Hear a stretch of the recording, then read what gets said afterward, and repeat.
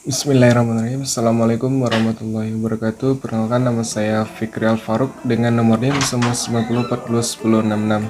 Baik, di sini saya akan menjelaskan dari sebelumnya yang telah dibikin oleh Rahmat Widodo, yaitu tentang kandungan Al-Quran. Di sini terdapat beberapa pendapat yang berbeda. Mahmud Sultan sebagai pokok ajaran Al-Quran menjadi dua pokok ajaran, yaitu akidah dan syariah.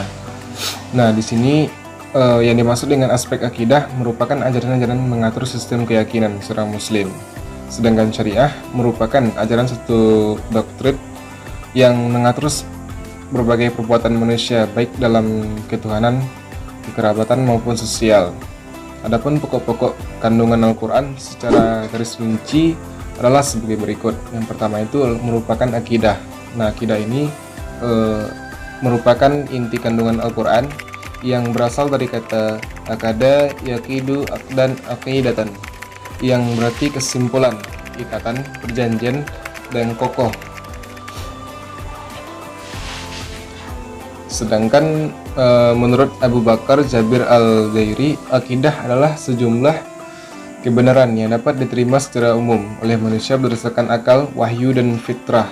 Kebenaran tersebut dipatrikan oleh manusia dalam hati serta diyakini kebenarannya dalam berbagai secara pasti sebagai satu yang bertentangan dengan kebenaran tersebut yang ditolak. Kemudian ruang lingkup dari pembahasan akidah ini meliputi hal-hal sebagai yang berikut, yaitu ilahiyah merupakan hubungan dengan Allah seperti wujud Allah, nama-nama, sifat, dan perbuatan. Selanjutnya nubuwat, yaitu hal-hal yang berkaitan dengan Nabi dan Rasul. Selanjutnya yaitu ruhaniyat, yang pembahasannya berkaitan dengan alam metafisik, yaitu yang berkaitan dengan hal yang gaib. Selanjutnya yaitu sam'iyat, merupakan segala sesuatu yang bisa dikaitkan oleh as-sama, artinya pendengaran. Yang kedua merupakan syariah. Secara bahasa, syariah ini berasal dari kata syir'ah, yang berarti jalan yang jelas. Selanjutnya itu akhlak. Akhlak ini secara etimologi, kata akhlak berasal dari bahasa Arab, merupakan bentuk jamak dari kata khulq. Dalam kamus bahasa Arab, khulq ini berarti tabiat. Tabiat ini merupakan watak. Secara konseptual, pengertian dari akhlak ini telah banyak dikemukakan oleh alim ulama. Salah satunya itu Ibnu Maskawih. Dia mendefinisikan akhlak sebagai suatu kondisi jiwa yang bukan bertindak tanpa memerlukan pemikiran dan pertimbangan yang mendalam. Yang keempat merupakan sejarah. Nah, dalam sejarah ini salah satunya berkaitan dengan kisah-kisah Al-Quran. Sejarah dan kisah Al-Quran ini disebut qasasul Quran, ayat yang berbicara tentang sejarah atau kisah Al-Quran, baik banyak daripada ayat-ayat yang berbicara tentang hukum. Selanjutnya yang kelima merupakan iptek. Iptek ini merupakan Al-Quran yang mengandung informasi tentang masalah ilmu pengetahuan. Paling tidak ada isyarat-isyarat ilmu pengetahuan. Ada sekian kebenaran ilmiah yang dipaparkan oleh Al-Quran, bertujuan untuk menunjukkan dari kebesaran Allah Subhanahu wa Ta'ala, serta mendorong manusia untuk melakukan observasi dalam penelitian untuk menguatkan iman dan kepercayaan kepadanya Allah.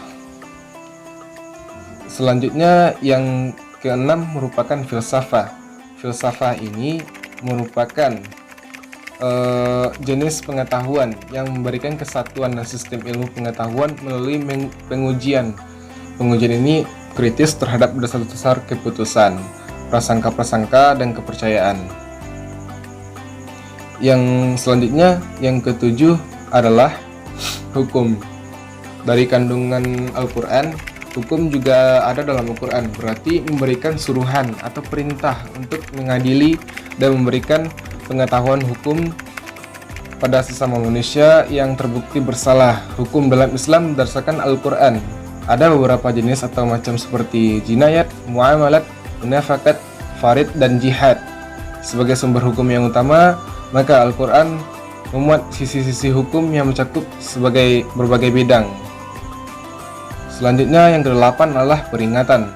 Peringatan ini juga termasuk dalam kandungan Al-Quran karena tadzik, atau peringatan adalah sesuatu yang memberikan peringatan kepada manusia akan ancaman Allah berupa siksa neraka, kemudian berupa kabar gembira bagi orang-orang yang beriman kepadanya dengan balasan berupa nikmat surga. Jadi dapat disimpulkan bahwasanya isi makalah ini berkaitan dengan kandungan Al-Quran. Yang pertama itu adalah akidah, merupakan inti dari kandungan Al-Quran karena berbicara tentang keesaan Tuhan yang mencakup ilahiyat, nubuwat, dan ruhaniyat beserta sam'iyat.